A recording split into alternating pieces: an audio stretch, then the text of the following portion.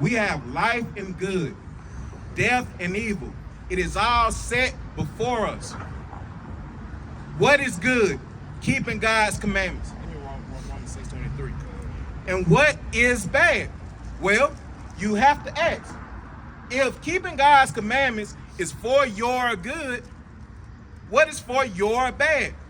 Bring that out real quick. God, this is the book of Romans, chapter 6, and verse 23. For the wages of sin is death. The wages of sin is what? It's death. I thought that just because Jesus died, we can do what we want as long as we say, oh, we're sorry, and we pay our tithe. Wait, what did that say? For the wages of sin is death. The wages of sin is death. And what did the Most High God set before us? Bring that out one more time. This book of Deuteronomy, chapter 30, and verse 15. See, I have set before thee this day life and good, and death and evil. Hey man, we got life and death, good and evil set before us to this very day. So what should we be doing? In that I command thee this day to love the Lord thy God, to walk in his ways, and to keep his commandments, and his statutes, and his judgments, that thou mayest live and multiply. And the Lord thy God shall bless thee in the land whither thou goest to possess it. If you want to live, if you want to see your kids, do what is good. And what is good is keeping God's commandments. That's right. But if thy heart turn away, so that thou wilt not hear. But if you turn from this path, if you say, nah, I don't want to listen to what God said. I don't want to do what God said do. I want to follow my own ways, follow my own dreams, follow my own path, create what I want to create for my own self. What is going to happen? But shalt be drawn away and worship other gods and serve them. I denounce unto you this day that ye shall surely perish.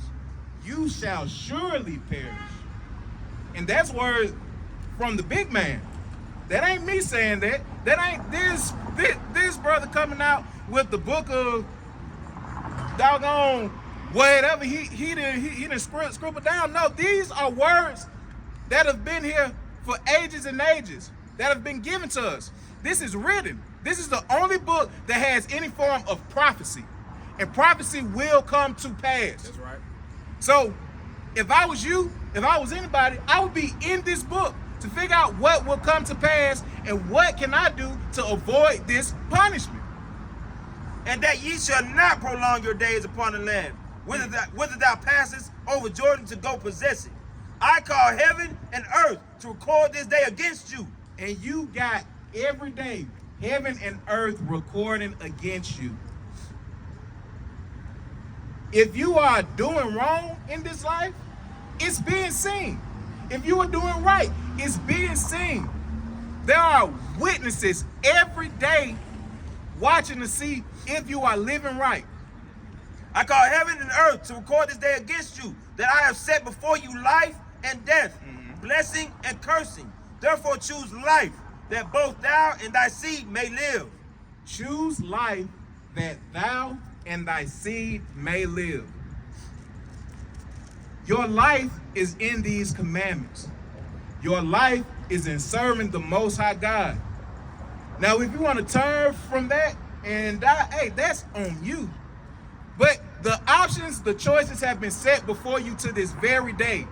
And I advise you, choose life. You got something, Mark? I got you.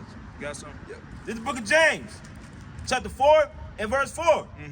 Ye adulterers and adulteresses, know ye not that the friendship of the world is enmity with God? Hey, friendship of the world is hatred toward God. God cannot stand a sinner. God cannot stand a friend of the world. Whosoever therefore would be a friend of the world is an enemy of God.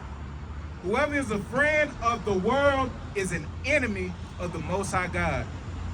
Now, I don't know about you, but I'm not trying to be an enemy of the one that created all.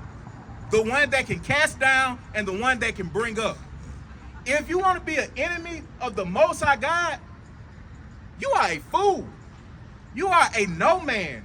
You are lower than the lowest, and you have nothing to reap but death, destruction, and dishonor. Bring that out. This is the book of Psalms, chapter 5 and verse 5. The foolish shall not stand in thy sight. Thou hatest all workers of iniquity. The Most High God hates all workers of iniquity. Do you know what iniquity is? Sin. Sin is iniquity. Read that one more time. This is the book of Psalms, chapter 5 and verse 5. The foolish shall not stand in thy sight.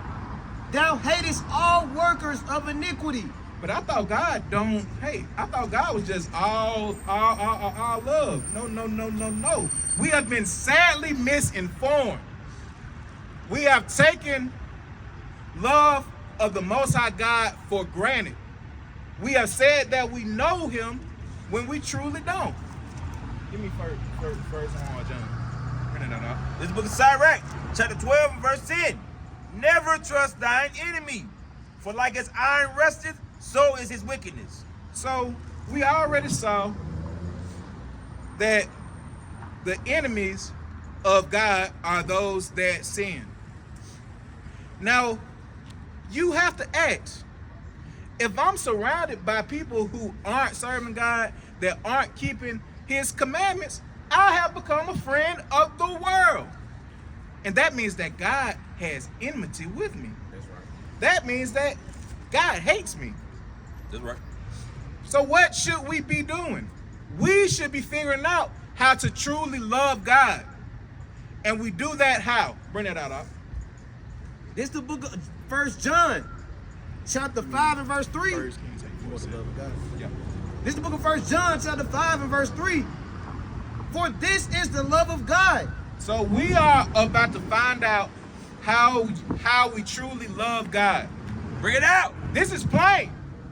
Ain't no more mystery. Ain't no more confusion. Ain't no more any of that. We have it spelled out plain right here.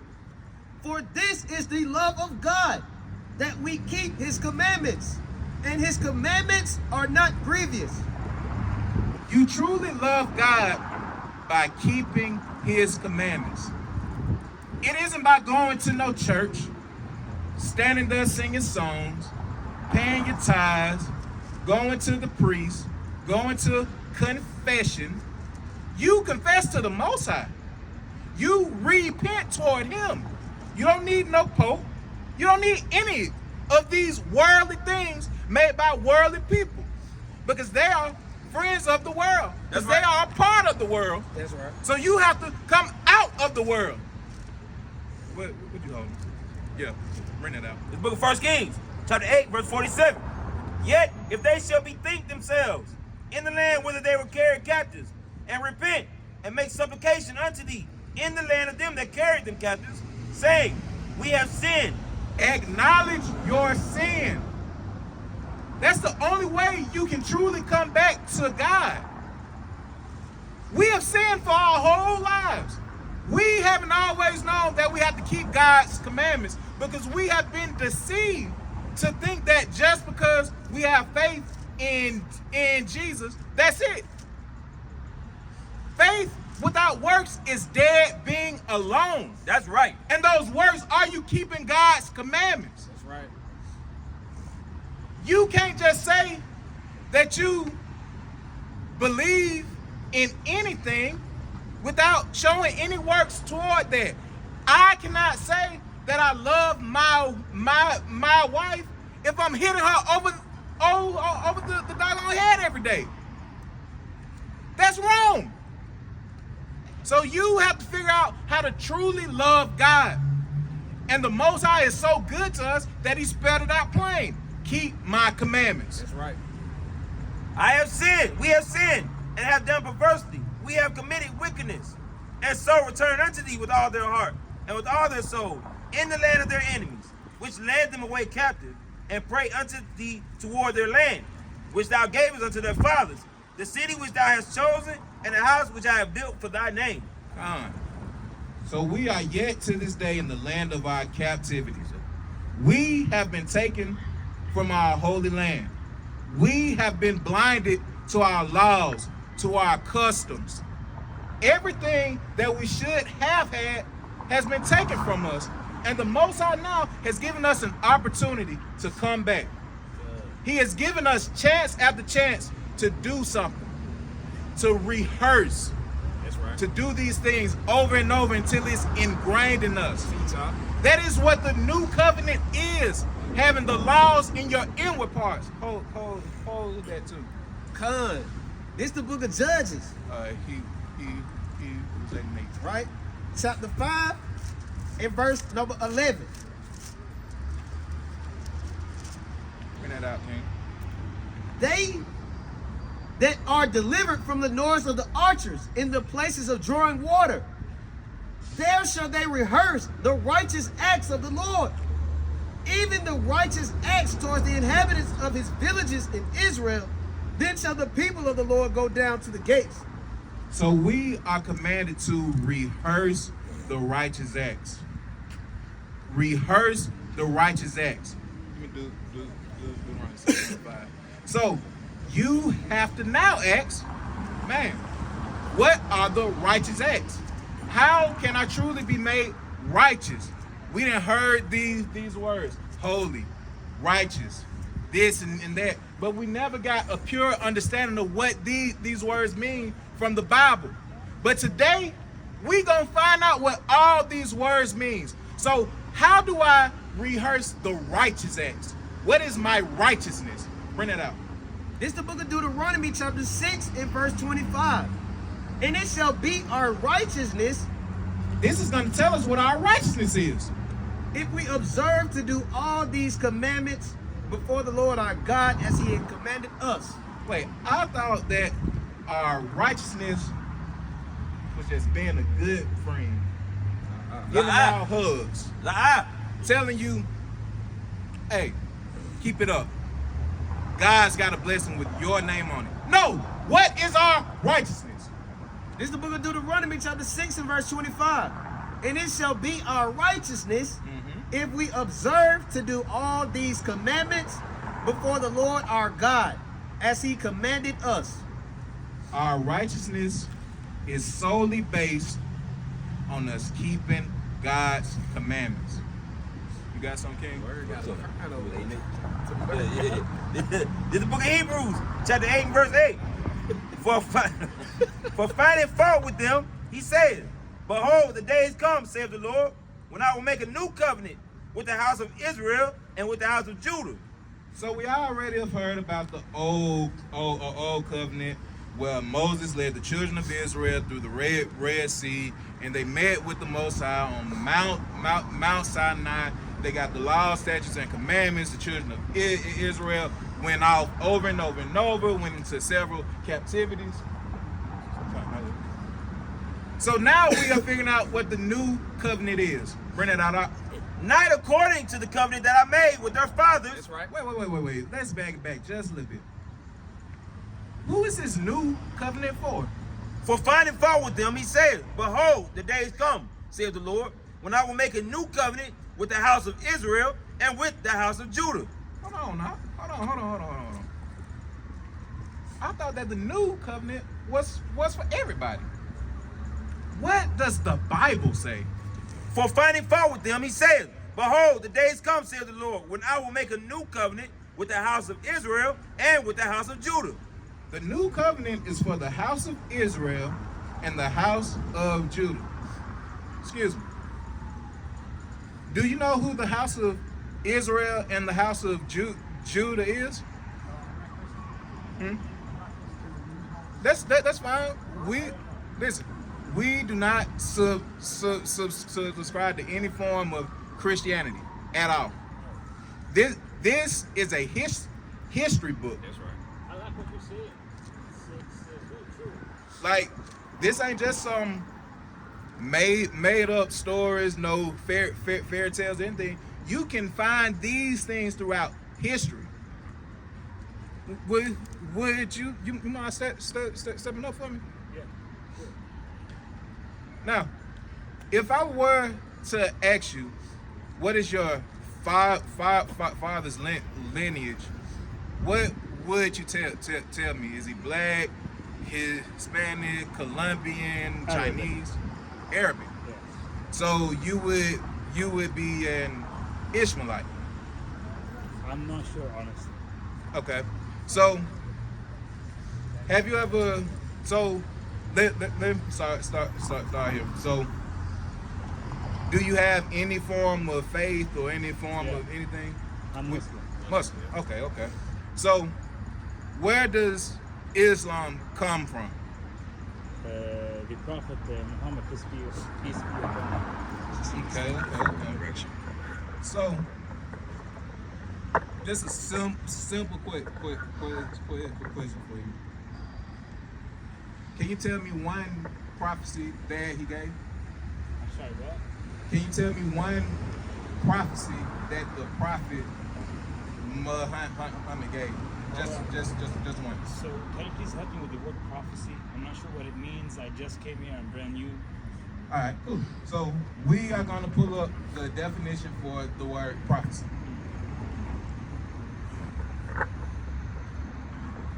All right, so this is the definition of the word prophecy. It says a prediction, right? It says, 1 second. It says the foretelling or prediction of what is to come. Something that is declared by a prophet, especially a divinely inspired prediction, instruction, or exhortation. Okay, so throughout the Bible, there are prophets. You got Jeremiah, Isaiah, King David, Habakkuk, Jonah, so on, so forth, right? Now, something very pivotal that these prophets did, they had told us what was going to happen in the future before it came to pass. So, in the Bible, we can read about things like the Israelites going into different captivities, and we can see that spelled out through history. We can see the fall of places like Nineveh and so on, so forth, right? Can you tell me one prophecy that has happened in this earth that Muhammad said? Yeah. Our prophet predicted that in the future, the presence of gay and lesbian people is going to be found a lot. That's one. You know that before, past times, gay people and lesbian people, they weren't really a thing. Give stop. That's in Genesis. So when you look into recite, Okay. so there are many things in the Quran that they expressly took from the Bible. Yeah. We believe in Jesus as a prophet. We believe that the Jews and the Christians were sent by God. Like Prophet Jesus and Abraham. We believe in them. We love them. They're prophets. Alright? But the reason we follow Islam is because we believe it was the last monotheistic religion that came to earth. Alright? And it's the only religion that has not changed ever since it came out. Like, I mean, the Bible, it's been changed. You have different Bibles and so what? And it's been translated from Aramaic to as Greek. far as what? Yes. Like if you bring a Bible from 100 years ago and a Bible from today, it's not the same. How so? I don't mean to insult you. No. This is just a general conversation. So You can check it out. You can check see, it out. give me first. See, when you bring up claims, you would have to prove. This is how a truth is fully shown, and the truth is fully